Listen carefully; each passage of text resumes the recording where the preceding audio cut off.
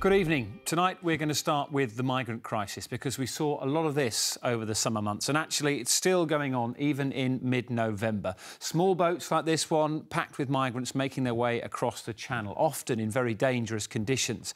Well, today the government says it's taken a major step towards trying to stop this by signing a new deal with France to increase patrols to intercept vessels. But as Julian Drucker reports, not everyone thinks it's going to work. Intercepted by Border Force in the English Channel, the scene at Dover earlier.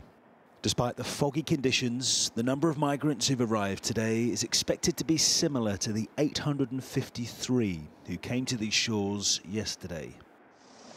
So what might bring down the number of these often dangerous crossings?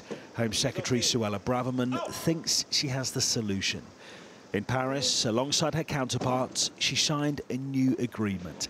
The UK will now pay France an extra £8 million to chiefly station our officers in their control rooms.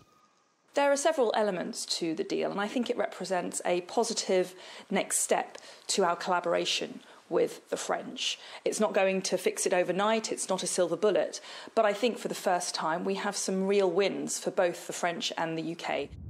Currently, 200 French officers do surveillance of beaches like this one in Dunkirk. The extra funding means it'll soon rise to 300. But Labour is calling for an even more sophisticated approach. This is a step in the right direction, but there's so much more that needs to be done. We need the National Crime Agency working upstream to tackle the people smuggling in the first place, and we desperately need much better processing of applications here.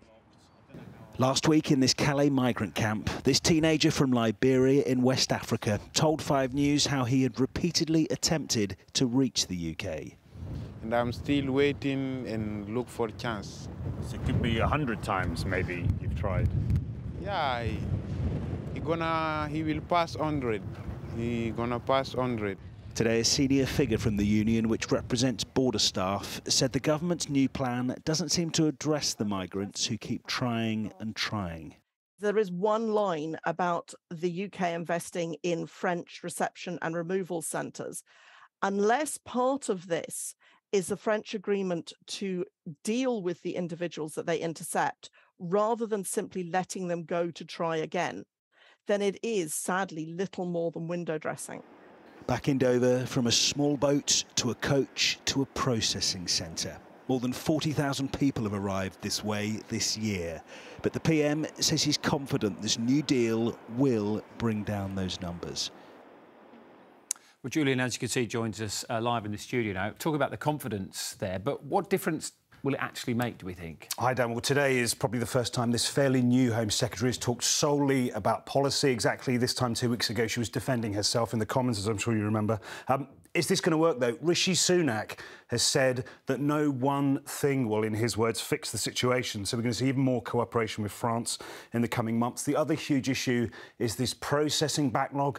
Thousands of people in hotels in the UK waiting for a decision about whether they can stay in the country, and the government hasn't said anything about that today. But there is some anger this evening from Tory MPs. They've been tweeting at Natalie Elphicke. She's the Dover MP down there. She's annoyed. She says that this deal, she says, falls short of what is needed, and she says urgency is needed because of what she says is the increased risk of loss of life as winter approaches. OK, for the moment, Julian, thank you.